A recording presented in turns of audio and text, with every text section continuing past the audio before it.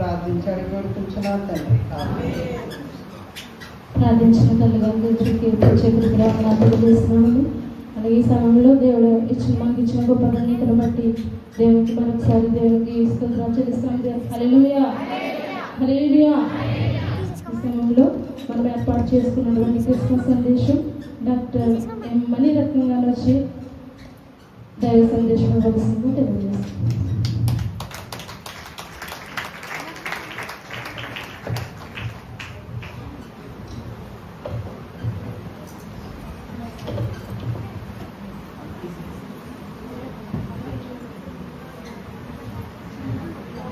Praise the lord. హల్లెలూయా.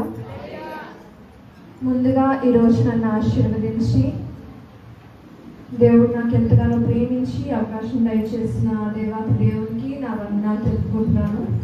అదేవిధంగా నన్ను ఎంతగానో నమ్మి నన్ను ఆశీర్వదించి నాకు ఈ అవకాశం దయచేసిన సంఘ కాపరి గారికి మరియు సంఘ పెద్దలకు విశ్వాసులకు అందరికీ కూడా నా స్త్రీల క్రిస్మస్ శుభాకాంక్షలు తెలుపుకుంటున్నాను. ముందుగా మనం మెరీ క్రిస్మస్, హ్యాపీ క్రిస్మస్, ఇంకా గట్టిగా రావాలి సౌండ్, హ్యాపీ క్రిస్మస్. హల్లెలూయా. ముందుగా మనం మూలవాక్యంగా లూకా సువార్త 1వ అధ్యాయం 38వ వచనంలో చదువుకున్నాం. లూకా సువార్త 1వ అధ్యాయం 38వ వచనం.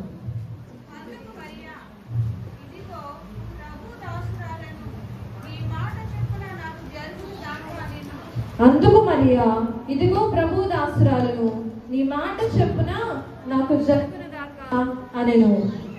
ముందుగా చిన్ని ప్రార్థన చేసుకుని మనం వాక్య ధ్యానంలోకి వెళ్దాము. సకల ఆశీర్వాదములకు కారణభూతుడైన మా తండ్రి, నీకు వందనాలు, స్తోత్రాలు, స్తుతులు దేవా.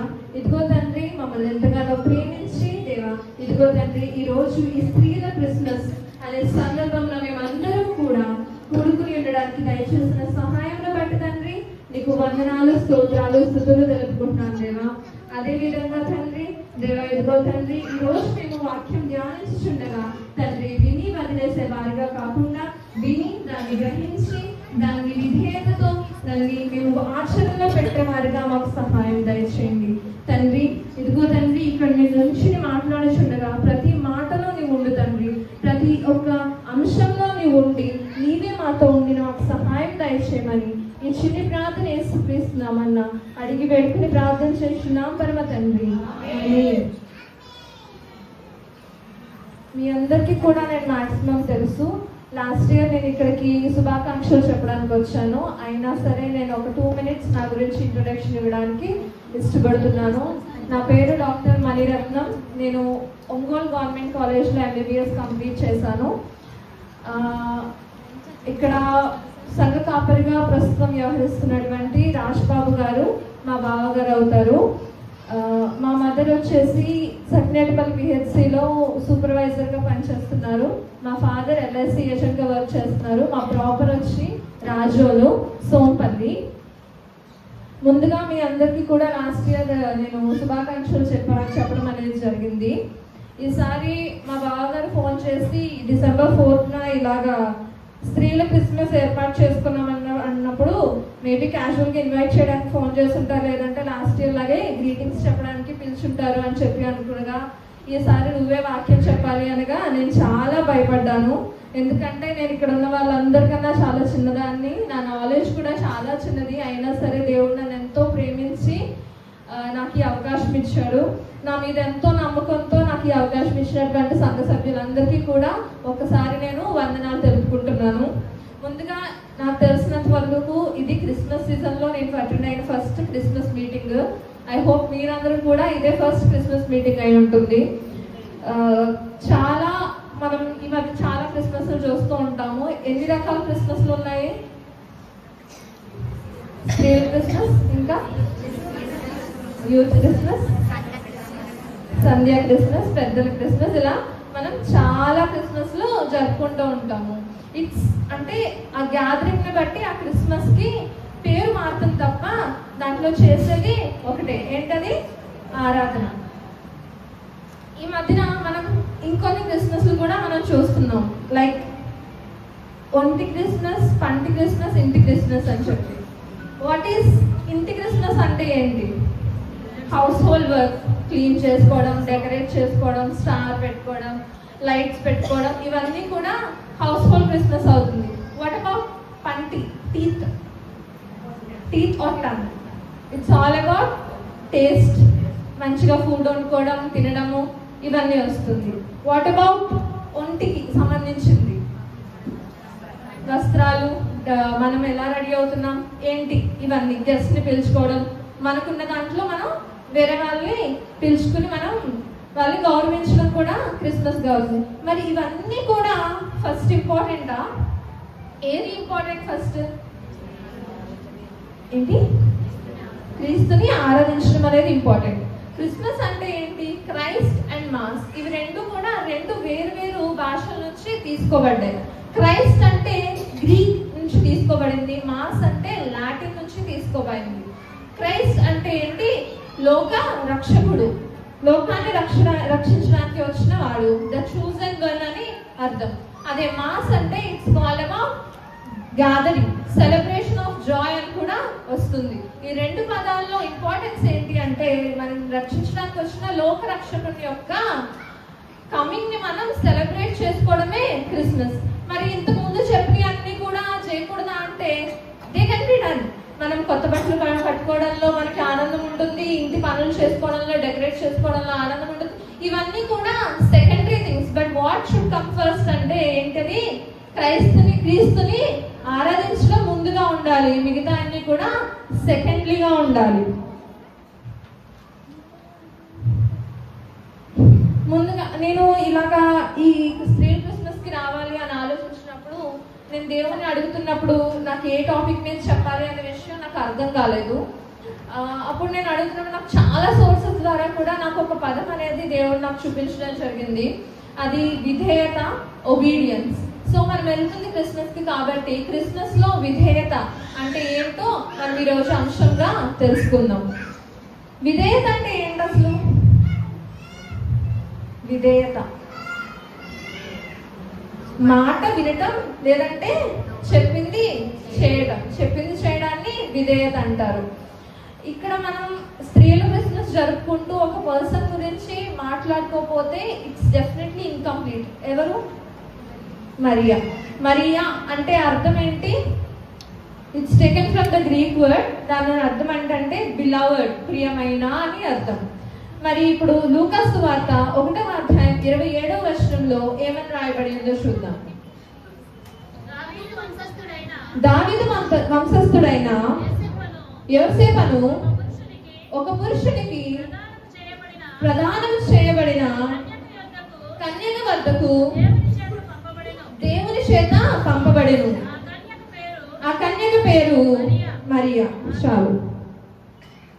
ఇక్కడ ఏమని చెప్తున్నారు? దావీదు వంశస్థుడైన యోసేపును పురుషునికి ప్రదానం చేయబడిన ఒక స్త్రీ, ఆమె ఒక కన్యక.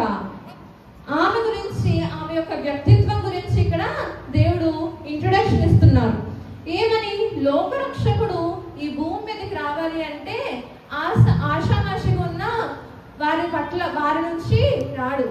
He chosen a perfect person, ఒక పరిశుద్ధురాలు ఆయన ఎంచుకున్నారు. ఆయన పుట్టుక అనేది ఎంతో పవిత్రంగా ఉండాలి, కానీ ఈ లోక సంబంధమైన వాటి వల్ల కాకూడదు అని చెప్పేసి దేవుడు ఆమెని ఏరుకొని ఎంచుకున్నాడు. మనం ఏదైనా ఒక వస్తువు ఇష్టపడిన, ఏదైనా ఒక విషయాన్ని జరిగించాలన్న దానికోసం మనం 100 సార్లు ఆలోచిస్తాం, ఇది కరెక్టా, రాంగా, రైటా, మంచిదా, చెడ్డదా అని చెప్పేసి. కానీ దేవుడు ఆయన కుమారుణ్ణి ఈ భూమి మీదకి పంపించడానికి ఎంత ఆలోచించుంటాడు, ఎంత ప్రతి స్టెప్ లోను, ప్రతి విషయంలోనూ చాలా చూసిగా దేవుడు ఆమెని ఎన్నుకున్నాడు. దేవుడు కన్య అయిన మరియను ఎన్నుకోవడానికి ముఖ్య కారణం ఏంటి? ఆమె పరిశుద్ధురాలు కనుక ఆమెని ఎన్నుకున్నాడు. ఏ విషయాన్నైనా సరే మనం ధ్యానించాలి అంటే, ఏ విషయాన్నైనా మనం తెలుసుకోవాలి అంటే, ఐ బిలీవ్ 3 క్వశ్చన్స్ ద్వారా అది మనకి చాలా ఈజీగా అర్థమవుతుంది. ఒకటి హూ, ఇంకొకటి వై, ఇంకోటి వాట్.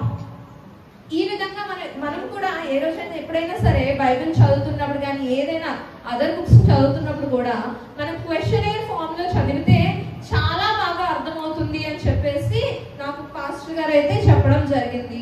మీరు కూడా ఏదైనా విషయాన్ని తెలుసుకునేటప్పుడు ఖచ్చితంగా ఈ క్వశ్చనర్ ఫామ్ లో తెలుసుకోవడానికి ట్రై చేయండి. హూ అంటే ఇప్పుడు ఎవరైనా తెలుసుకుందాం మనం, మరియా. ఎందుకు? ఆమె పరిశుద్ధురాలు కాబట్టి. రెండవదిగా వై, ఎందుకు మరియనే ఎంచుకున్నారు, ఆమెలో ఉన్న క్వాలిటీస్ ఏంటి, అసలు ఎందుకు మరియనే ఎంచుకోవాల్సి వచ్చింది అన్న విషయాన్ని మనం ఇప్పుడు తెలుసుకుందాము. ముందుగా లూకా సువార్త 1వ అధ్యాయం 28వ వచనం.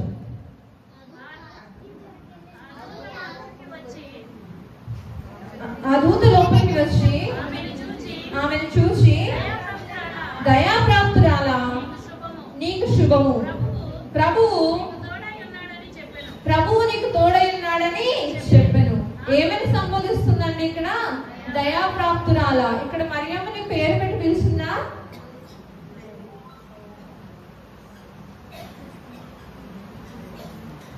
ఇక్కడ దూత వచ్చి మరియమ్మని పేరు పెట్టి పిలిచిందా? లేదు. దయాప్రాప్తురాలా అని పిలిచింది. దయాప్రాప్తురాలా అంటే అర్థం ఏంటి? దయ అంటే ఏంటి? దేవుని చేత కనికరము పొందిన దానిపై. ప్రాప్తం అంటే గొప్పదైనా లేదంటే అదృష్టం చేసుకున్నా మన వాడి భాషలో, అంతే కదా.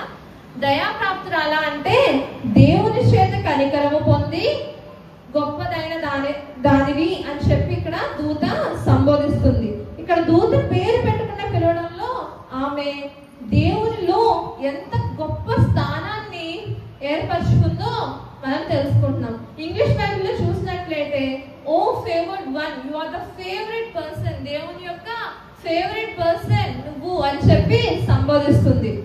దేవుని దయ పొందుకోవాలంటే ఏం చేయాలి? మనం దేవుని దయ పొందుకోవాలంటే మనం ఏం చేయాలి? మరియా ఏం చేసి ఉంటుంది? కీర్తనలు 103వ అధ్యాయం 13వ వచనంలో ఈ విధంగా రాయబడి ఉంటుంది, యెహోవా తన యందు భయభక్తులు గల వారి మీద జాలిపడును ఆర్ దయ చూపించును. ఏమని చెప్తున్నారు ఇక్కడ? ఆయన యందు భయభక్తులు కలిగి ఉంటే ఆయన దయ మన మీద ఉంటుంది. ఇక్కడ మనం ఏం అర్థం చేసుకోవాలంటే, మరియమ్మ గారు కూడా ఆయన యందు భయభక్తులతో వ్యవహరించారు కాబట్టి ఆమె పరిశుద్ధురాలుగాను, ఆమె యొక్క దైవ భక్తి ఆయన దయ పొందుకునే విధంగా జరిగింది. ఆమె యొక్క భయభక్తులు గల జీవితము దేవుని యొక్క దయ పొందుకునేటట్లు చేస్తుంది కాబట్టి ఆమె ఏమైంది? దయాప్రాప్తురాలైంది. నెక్స్ట్ పాయింట్ లో ప్రభువు నీకు తోడై ఉన్నాడు అని చెప్పాను. దయాప్రాప్తురాలే దేవుని చేత గొప్పదనిపించుకోబడి ఆయన తోడు ఆమె పొందుకోగలిగింది. రెండవదిగా లూకా సువార్త 1వ అధ్యాయం 30వ వచనం.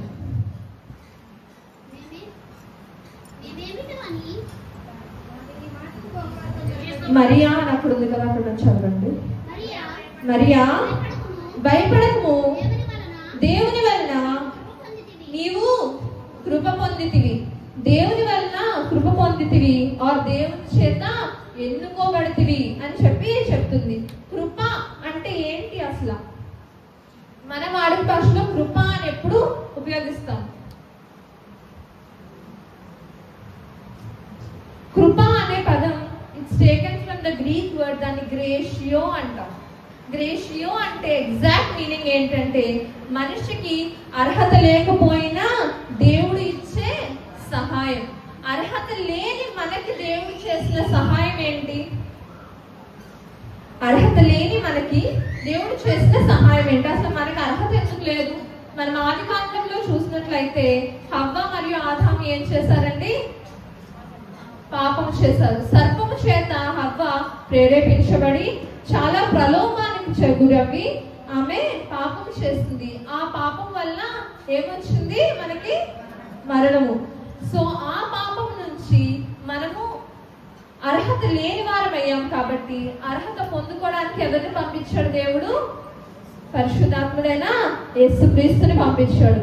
అర్హత లేదు మనకి, కానీ దేవుడు ఇచ్చిన వరం ఏంటి? ఆయన యొక్క కుమారుడిని మనకి అర్హత లేకపోయినా దేవుడు ఇచ్చాడు. ఒక స్త్రీ వల్లే పాపం ఈ లోకంలోనికి వచ్చింది, మరొక స్త్రీ వల్ల పాపము ఈ లోకంలో నుంచి తీసివేయబడడానికి రక్షకుడైన యేసుక్రీస్తు ఈ లోకంలోనికి వచ్చారు. పాపంలో ఉన్న మనకు ఎలాంటి అర్హత లేదు, కానీ ఆయన కృప చేత ఆయన కుమారుని మన కొరకు దయచేశాడు. యోహాను 3:16 ఏమని ఉంటుంది?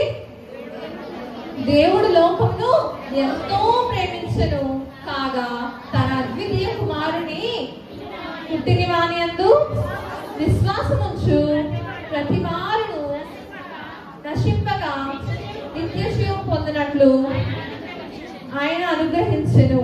ఎంత ప్రేమించాడంటే మనల్ని, అర్హత లేని మనల్ని ఎంత ప్రేమించాడో ఆయన మన కోసం ప్రాణం పెట్టి ఆయన యొక్క కుమారుణ్ణి పంపించే అంత ప్రేమిస్తున్నారు. కాబట్టి మనకు అర్హత లేకపోయినా మనల్ని దేవుడు రక్షించడానికి వచ్చాడు.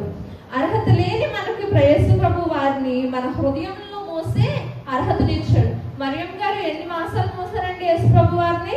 ఎవరైనా సరే 10 months, 9 months, 15 days, 9 months, 7 days మోస్తారు, అంతే కదా. కానీ దేవుడు మనకి ఏ అర్హతనిచ్చాడంటే ఆయన్ని మన హృదయంలో జీవితాంతము మోసే అర్హతనిచ్చారు. కీర్తనలు 136:1 ఈ విధంగా రాయబడి ఉంటుంది, కృప పొందుకోవడానికి మనం ఏం చేయాలి? యెహోవా దయాళుడు, ఆయనకు కృతజ్ఞతాస్తుతులు చెల్లించుడి, ఆయన కృప నిరంతరముండును. దేవునికి కృతజ్ఞతాస్తుతులు చెల్లించుట ద్వారా మనము కృప పొందుకుంటాము. హృదయమనుడి తలుపు వద్ద దేవుడు మన కోసం ఎదురు చూస్తున్నాడు. ఆయన మన తలుపు తడుతున్నాడు. ఎప్పుడు మనం కృతజ్ఞతాస్తుతులు చెల్లిస్తాము, ఎప్పుడు ఆయన్ని మనము ఆయన నోటికి ఆహ్వానిస్తాము అని చెప్పేసి ఆయన ఎదురు చూస్తున్నారు. సో మరి ఇక్కడ ఏమైందండి? ముందుగా దయాప్రాప్తురాలైంది. ఎందుకంటే ఆవిడ యొక్క భయభక్తులు గల జీవితాన్ని బట్టి. రెండవదిగా ఏమైంది? దేవుని వలన కృప పొందినదైంది. ఎందుకంటే ఆయనకు కృతజ్ఞతాస్తుతులు చెల్లించుట వలన. మూడవదిగా, ఇదిగో ప్రభు దాసురాలను నీ మాట చెరుగును గాక అని లూకాసు వార్త 1:38. అందుకు మరియా, ఇదిగో ప్రభు దాసురాలను నీ మాట చెప్పున నాకు జరుగును గాక అను. చాలు, ఇదిగో ప్రభు దాసురాలను నీ మాట చెప్పున జరుగును గాక. ఇక్కడ ఈ వచనాన్ని మనం సరిగ్గా చూసినట్లయితే దీన్ని 3 parts గా మనం చూడొచ్చు. ఒకటి, తనని తాను దేవుని యందు తగ్గించుకొనుట. ఏమని తగ్గించుకుంది? నేను నీ దాసురాలను, నువ్వేం చెప్తే అది చేయడము నా బాధ్యత అని చెప్పేసి ఆమె తగ్గించుకుంటే మనం చూస్తాము. రెండవదిగా, ఆయన మాటకు రెస్పెక్ట్, విధేయత ఇవ్వడం మనం చూస్తాము. మూడవదిగా, లీవింగ్ ఫర్ హిస్ విల్, ఆయన చిత్తానికి ఏం జరిగినా సరే నీ చిత్తం తండ్రి అని చెప్పి విడిచిపెట్టుట మనం చూస్తున్నాం. దూత చెప్పింది చిన్న విషయం కాదు కదా. పరిశుద్ధాత్మ వల్ల నీవు కన్యకగా ఉండగానే గర్భమును ధరిస్తావు అని చెప్పేసి చెప్తుంది. ఒకవైపేమో లోకరక్షకునికి తల్లి అయ్యే ఒక గొప్ప అవకాశము, మరొక వైపు లోకం మన గురించి ఏమనుకుంటుంది, నా గురించి ఏమనుకుంటుంది అనే ఒక సందేహము. ఆల్రెడీ నాకు పెళ్లి కుదిరింది, నాకు కాబోయే భర్త నన్ను గురించి ఏమనుకుంటాడు, నన్ను విడిచిపెట్టేస్తాడా, లేదంటే ఈ సమాజం నన్ను ఏ విధంగా చూస్తుంది, నేను పెళ్లి కాకుండా గర్భం దాల్స్తే అప్పట్లో ఏం చేసేవారండి? రాళ్లతో కొట్టి చంపేవారు. కానీ ఇలాంటి విషయాలన్నిటి సందేహాలను కూడా పక్కన పెట్టి ఆవిడ ఏం చెప్పింది? ఇదిగో ప్రభు దాసురాలను నేను నీ చిత్తమును జరుగుగాక అని చెప్పేసి చెప్తుంది. ఆయన చిత్తమును విడిచిపెట్టుట అంటే ఏంటి అంటే, సామెతలు 3:5-6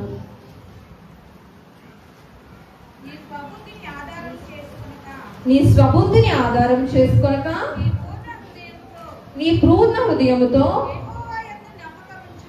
యెహోవా యందు నమ్మకముంచుము. నీ ప్రవర్తన అంతటి యందు ఆయన అధికారములకు ఒప్పుకొనుము. అప్పుడు నీ త్రోవలను సరళము చేయును. నీ స్వబుద్ధి ఆధారం చేసుకోవద్దు. మన ఓన్ థాట్స్ మనకి ఏవైతే ఓకే ఇది కరెక్ట్ అనిపిస్తుందో దాన్ని బ్లైండ్ గా ఫాలో అవ్వకూడదు. రెండవదిగా నీ పూర్ణ హృదయంతో యెహోవా యందు నమ్మకం ఉంచాలి. ప్రతిదీ we have to trust on God.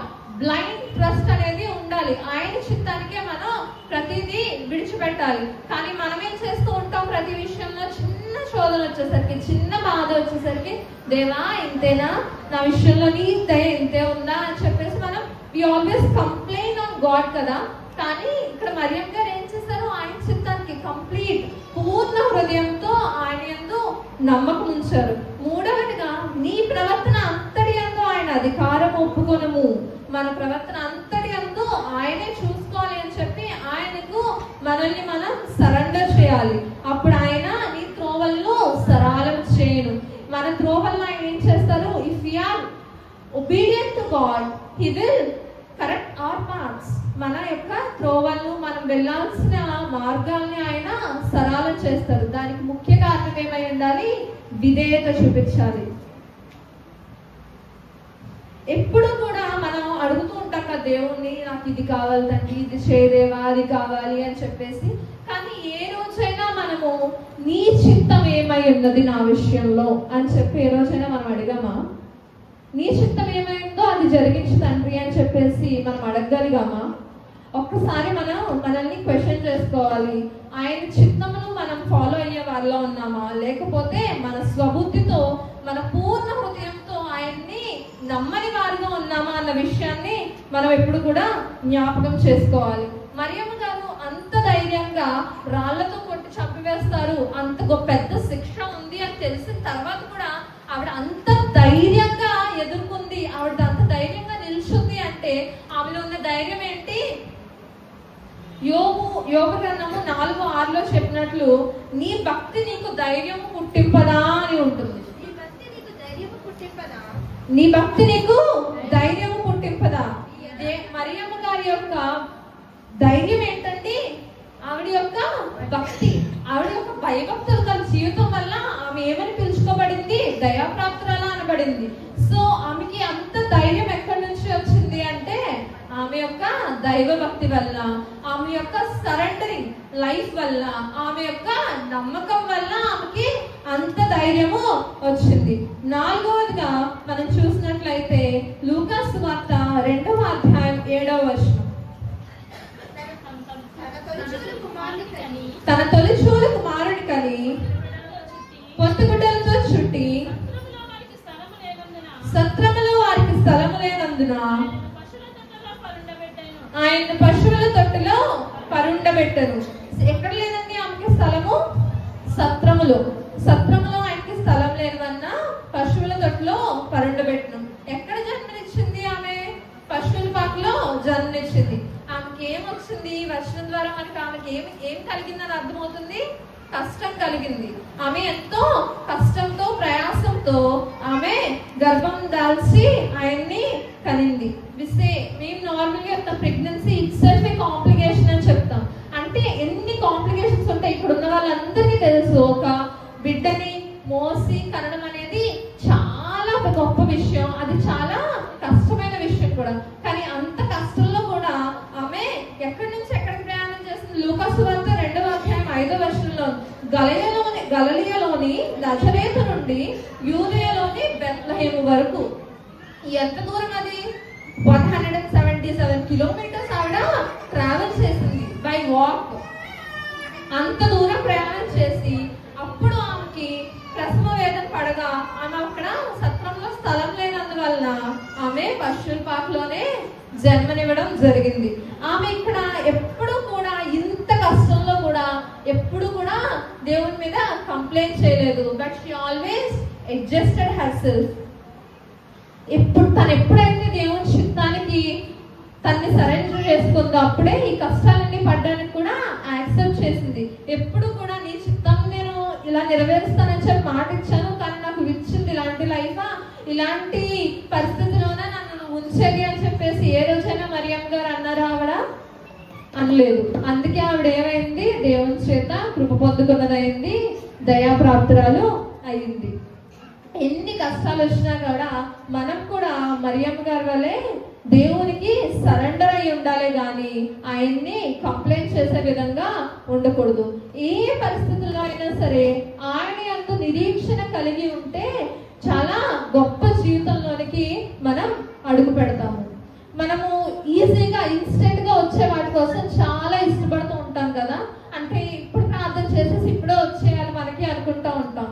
కానీ whenever it's taking time, ఇంకా అది టైం పడుతుంది అంటే దేవుడు నీ కోసం నువ్వు ఆశించిన దానికన్నా ఇంకా గొప్పది, ఇంకా పెద్దది ఏదో నీకోసం ఏర్పాటు చేశాడన్న విషయాన్ని ఎప్పుడు కూడా మనం జ్ఞాపకం చేసుకుని జ్ఞాపకం ఉంచుకోవాలి. మరియమ్మ గారు ఆ విధంగా ఆలోచించడం వల్ల దేవుడి మీద ఎప్పుడు కూడా ఆమె కంప్లైంట్ చేయలేదు.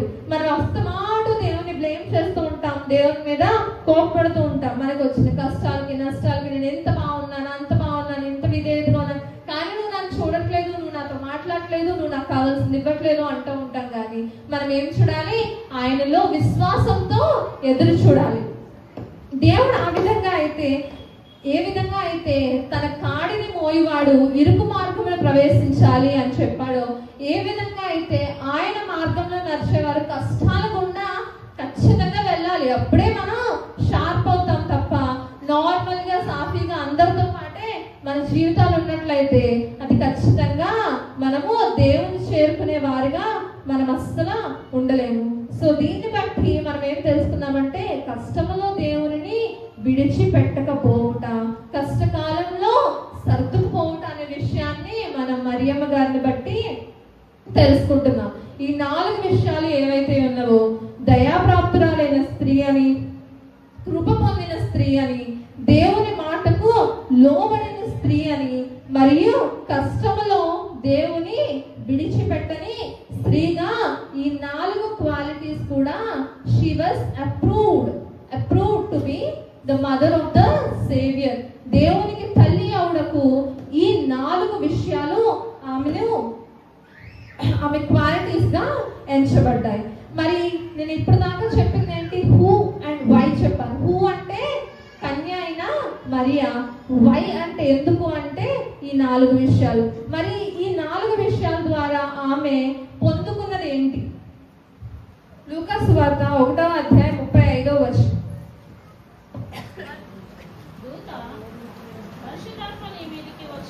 పరిశుద్ధాత్మ నీ మీదకి వచ్చును, సర్వోన్నతుని శక్తి నిన్ను కమ్ముకొనును. చాలు, థ్యాంక్ యూ. ఆ పరిశుద్ధాత్మను పొందుకోగలిగింది ఆమె, సర్వోన్నతుని శక్తిని పొందుకోగలిగింది. ఆమె యొక్క జీవితము ఇంత గొప్పగా ఉండడం వల్ల, ఆమె భయభక్తులతో దేవుని యందు కృతజ్ఞతాస్తుతులు చెల్లించి ఉండటం వల్ల ఆమె ఏం పొందుకోగలిగిందంటే పరిశుద్ధాత్మ యొక్క శక్తిని పొందుకోగలిగింది. ఆ పరిశుద్ధాత్మ యొక్క శక్తి వల్ల లోకరక్షకుడు ఆమె గర్భంలో పడడం అనేది జరిగింది. She got auspicious chance. ఎవరికి లేనటువంటి గొప్ప ధన్యతని ఆమె పొందుకోగలిగింది. అసలు మనం అక్కడి నుంచి అనుకుంటున్నాం కదా, పరిశుద్ధత పరిశుద్ధత పరిశుద్ధత. పరిశుద్ధత అంటే ఏంటి? పరిశుద్ధత అంటే ఏంటి అంటే దీనికి 4 వేరు అర్థాలు ఉన్నాయి. ఒకటి, మొట్టమొదటిగా సెట్ అపార్ట్ ఫర్ గాడ్, దేవునికి పూర్తిగా వేరుపడిన స్థితి, దేవుని కోసం పూర్తిగా వేరుపడిన స్థితిని పరిశుద్ధత అంటారు. రెండవదిగా ప్యూరిటీ, ఏ పాపము లేకుండా ఉండుట పరిశుద్ధత. మరియు becoming like God, like reflecting God's nature, దేవుని స్వరూపమును చూపించుట. అంటే ఏంటి? పాపం లేకుండా ఉండడం మాత్రమే దేవుని స్వరూపం చూపించుట కాదు, కానీ ఆయన యొక్క క్వాలిటీస్ లైక్ నీతి, కరుణ, నిజాయితీ, ప్రేమ, పరిపూర్ణత ఇవన్నీ కలిగి ఉండడం కూడా పరిశుద్ధత. ఫైనలీ పరిశుద్ధత అనేది ఒక క్వాలిటీ కాదు, ఇట్స్ ఏ ప్యూరిఫికేషన్ ప్రాసెస్. అంటే నీ దినదినము దాని యందు నువ్వు ఎదుగుతూ ఉండాలి. కానీ ఆ క్వాలిటీ ఈ పర్టికులర్ టైంకి, ఈ పర్టికులర్ డేట్కి, ఈ పర్టికులర్ సిచ్యువేషన్కి అది స్టిక్ ఆన్ అయి ఉండదు. It's your purification process. దినదినము మనం ఆయన యందు కడగబడుట పరిశుద్ధత. మొట్టమొదటిగా దేవునికి పూర్తిగా విధేయులై ఉండుట, రెండవదిగా పాపము లేకుండా ఉండుట, పాపము లేకుండా ఉండుటతో పాటు ఆయన యొక్క క్వాలిటీస్ ని మనం రిఫ్లెక్ట్ చేయుట, నాలుగవదిగా ఆయనలో కంప్లీట్ గా పరిపూర్ణత పొందడం, లైక్ శుద్ధీకరణ ప్రక్రియలాగా అది మన జీవితాల్లో ఎప్పుడూ కలిగి ఉండడమే పరిశుద్ధత. దేవుడు చెప్పినట్లు 1 పేతురు 1:14 నేను పరిశుద్ధుడనై ఉన్నాను, మీరును పరిశుద్ధులై ఉండండి అని చెప్తారు. దేవుడు పరిశుద్ధుడు కాబట్టి మనం పొందుకోవాలి అంటే అర్హతను మనం ఏమై ఉండాలి? పరిశుద్ధమై ఉండాలి. పరిశుద్ధమై ఉండాలి అంటే ఆయన కోసము మనం వేరుగా ఉండాలి. ఆయన కోసము ఏ పాపము లేకుండా ఉండాలి. ఏ పాపము లేని స్థితితో పాటు ఆయన యొక్క ప్రేమ, జాలి, దయా, కరుణ మనం కలిగి ఉండి everyday we have to grow on God's word. రెండవదిగా ఆమె మొదటిగా ఏం పొందుకుంది? పరిశుద్ధాత్మ, పరిశుద్ధత శక్తిని ఆమె పొందుకుంది. రెండవదిగా ఏం పొందుకుంది అంటే లూకా సువార్త 1:42 స్త్రీలలో నీవు ఆశీర్వదింపబడిన దానవు, నీ గర్భఫలమును ఆశీర్వదింపబడినది. ఆమె ఏమైంది? ఆశీర్వదించబడింది. ఎవరు పలుకుతున్నారు ఈ మాటలు ఇక్కడ? ఎలిజబెత్ గారు మరియమ్మను గూర్చి పలుకుతున్నారు. ఏమని? నీవు ఆశీర్వదించబడిన దానివి, ఆమె ద్వారా ఆమె గర్భంలో ఉన్న వారు కూడా ఆశీర్వదించబడ్డారు. ఇక్కడ ఎలిజబెత్ గారు మరియమ్మ గారి యొక్క రిలేషన్షిప్ మనం చూస్తే ఇద్దరు కూడా దేవుని యొక్క చాలా భయభక్తులు గల స్త్రీలు. ఒకరికి అస్సలు సాధ్యం కాదు అన్న విషయంలో కన్యాయి గర్భమును ధరిస్తే ఇంకొకరికి అసలు ఇంకా పాసిబిలిటీయే లేదు. వృద్ధాప్యమందు దేవుని యొక్క కృప వల్ల గర్భమును ధరించిన స్త్రీ. మరియు ఇద్దరు కూడా దేవుని యందు నమ్మకం ఉంచి విధేయత, విశ్వాసంతో ఎదిగిన వారు. మరియు ఒకరినొకరు ప్రోత్సహించుకుని ఒకరినొకరు ఆశీర్వదించుకున్న వారిలాగా మనం చూస్తూ ఉంటాం. మరియమ్మ గారిని ధన్యురాలు అని చెప్పి లూకా సువార్తలో ఎలిజబెత్ గారు చెప్తూ ఉంటారు. ఆమె ధన్యత ఎలా పొందుకుంది అంటే ఎవ్వరికీ లేని గొప్ప అవకాశాన్ని ఆవిడ దేవుణ్ణి మెప్పించి ఆకర్షించుకుని ఆమె పొందుకోగలిగింది అంటే అది గొప్ప విషయమే. అది ఆమెనే ధన్యరాలుగా చేస్తుంది. ఇక్కడ మరియా దేవుని ద్వారా ఆశీర్వదింపబడింది. రెండవదిగా ఎలిజబెత్ ద్వారా, తన బంధువు అయిన తన కజిన్ అయిన ఎలిజబెత్ గారి ద్వారా కూడా ఆశీర్వదించబడింది. అంటే దేవుని ఆశీర్వాదము మరియు ఇహపరమైన ఆశీర్వాదం కూడా ఆమె పొందుకోగలిగింది. మరియు మనం డిస్కస్ చేసిన మరి యొక్క 4 క్వాలిటీస్ వల్ల ఆమె ఏం చేసుకుంది అంటే పరిశుద్ధాత్మ యొక్క శక్తిని, సర్వోన్నతుని యొక్క శక్తిని ఆమె గెయిన్ చేసుకోగలిగింది. మరియు ఫైనలీ ఆమె ఆశీర్వదించబడింది. వీటన్నిటికీ కారణం కూడా ఏంటంటే ఆమె యొక్క విధేయత. విధేయత అంటే ఏంటి అని చెప్పాను? మన యొక్క స్ట్రాంగ్ మైండ్ కాదు, కానీ దేవుని యొక్క నమ్మకం, దేవుని మీద నమ్మకం కలిగి ఉండడమే విధేయత. 1 సమయాలు 15:22 చెప్తే to obey is better than sacrifice అంటాడు.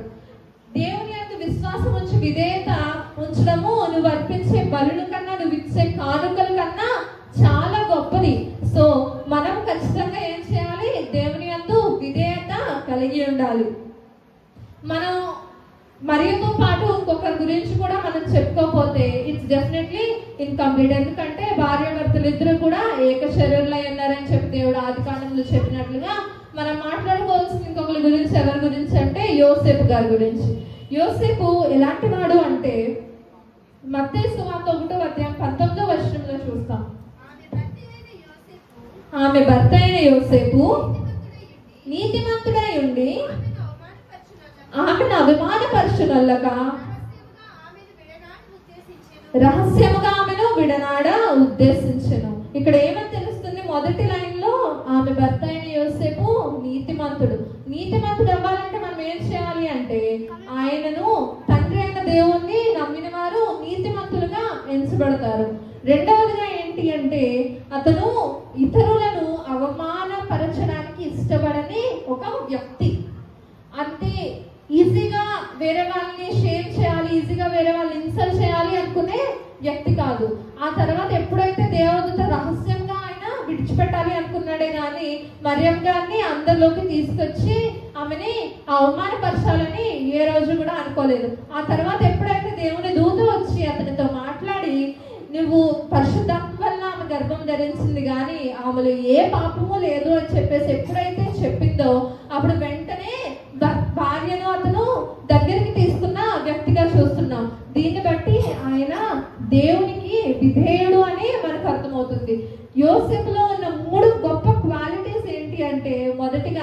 ఆయన నీతిమంతుడు, ఆయన విధేయుడు. మూడవదిగా ఇతరులను అవమానపరచని గొప్ప వ్యక్తిత్వం గలవాడు. కాబట్టి ఆయన అంత గొప్పవాడు కాబట్టి ఆయనకి కూడా ఒక గొప్ప భార్య వచ్చింది. మరియమ్మలో కూడా ఏ విధమైన పాపము లేదు కాబట్టి ఆమె దయాప్రాప్తురాలు, దేవుని భక్తి భయభక్తులు కలిగిన స్త్రీ కాబట్టి ఆమె కూడా ఒక గొప్ప భర్తను పొందుకోగలిగింది. ఇంకా మనం చూసినట్లయితే విధేయత చూపిన వారు ఎవరు? క్రిస్మస్ లో దేవుని యొక్క పుట్టుకలో విధేయత చూపిన వారు ఎవరు అంటే గొల్లలు ఉన్నారు, జ్ఞానులు ఉన్నారు. వీరందరూ కూడా దే డిడ్ంట్ డిలే. దేవుణ్ణి ఆరాధించుటకు డిలే చేయలేదు ఎప్పుడు కూడా. వెంటనే దేవుని దూత ఎప్పుడైతే వచ్చి మీకు ఒక రక్షకుడు పుట్టి ఉన్నాడు అని చెప్పిందో వెంటనే వారి యొక్క పనులు ఎక్కడ పడితే అక్కడ వదిలేసి దేవుని కోసం చాలా వేగముగా ప్రయాసపడి దూరం చేరుకున్నారు. వారి యొక్క ప్రయాణంలో ఎన్నో అడ్డంకులు వచ్చినా, ఎన్నో ఎన్నో ఎన్నో ఒడిదుడుకులు వచ్చినా కానీ వారు క్రీస్తుని చేరుకున్నారు. ఇప్పుడు జ్ఞానులు ఉంటే ముందుగా తూర్పు దేశంలో ఉదయించిన ఆ స్టార్ ని చూసి వారి యొక్క ప్రయాణం స్టార్ట్ చేశారు. కానీ మధ్యలో ఎక్కడికి వెళ్ళారు? హేరోద్ దగ్గరికి వెళ్ళారు. హేరోద్ ఏం చెప్తాడు? మీరు వెళ్ళి ఎక్కడున్నాడో తెలుసుకుని మళ్ళీ తిరిగి వచ్చినప్పుడు మాకు చెప్పండి అని చెప్తాడు. కానీ దేవుని దూత స్వప్నమందు కనిపించి ఏం చెప్తుంది? మీరు మీ దేశానికి వేరే మార్గంలో వెళ్ళిపోమని చెప్తుంది. అప్పుడు కూడా వారు విధేయత చూపించారు. సో వారి మార్గంలో వారు తప్పినా కానీ మళ్ళీ ముందుగానే దేవుని కొరకు నిలబడి వాళ్ళ మార్గంలో వారు విధేయత చూపించిన వారిగా మనం చూస్తున్నాము. సో లాస్ట్ అండ్ ఫైనల్లీ మనం ఈరోజు ఏం నేర్చుకున్నాము అంటే మరియమ్మ గారి పట్ల ఆమె ఎందుకు మరియనే ఎంచుకున్నాడు దేవుడు అంటే ఆమె పరిశుద్ధురాలు.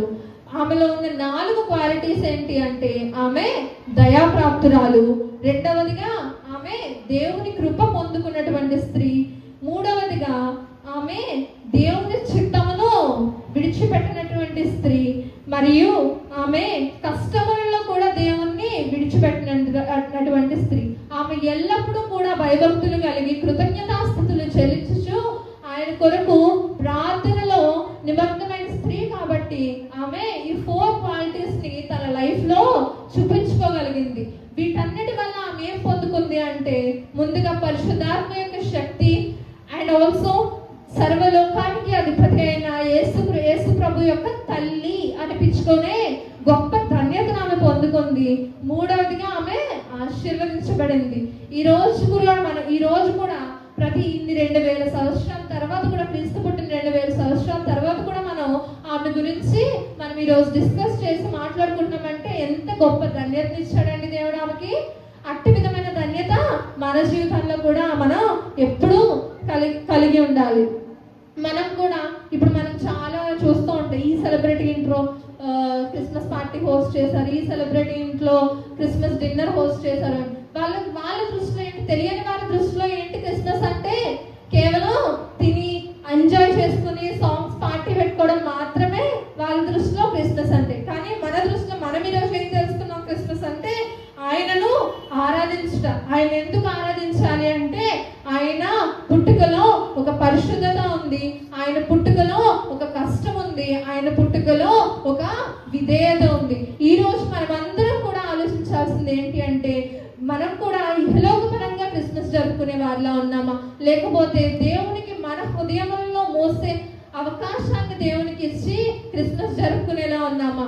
దేవుడు ఎప్పుడో 2000 సంవత్సరాల క్రితం బెత్లెహేంలో పుట్టాడన్న విషయాన్ని మాత్రం మనం జరుపుకుంటున్నామా, లేదా ఈ రోజు ఈ క్షణం మన హృదయంలో దేవుడు పుట్టాడన్న విషయాన్ని బట్టి మనం క్రిస్మస్ జరుపుకుంటామా అన్న విషయాన్ని మనం ఎప్పుడు కూడా ఖచ్చితంగా జ్ఞాపకం ఉంచుకోవాలి. నాకు ఈ అవకాశం దయచేసిన వారికి మరొకసారి ధన్యవాదాలు తెలుపుకుంటూ, మరియు వలె మనం కూడా భయభక్తులతో కృతజ్ఞతాస్తుతులు చెల్లించుచు మనం కూడా స్త్రీలమైన మనం కూడా సమాధానంతో సంతోషంతో దయాప్రాప్తురాలి వలె కృప పొందిన వారి వలె మరియు దేవునికి కష్టంలో విడిచిపెట్టిన వారి వలె దేవుని చిత్తానికి మనల్ని మనం అప్పగించుకునే వారిగా దేవుడు మనలందరినీ ఆశీర్వదించాలని కోరుకుంటూ ఈ చిన్ని వాక్యము మన దేవుడు మన వినికిడిలో ఫలింప చేయనుగాక. ఆమేన్.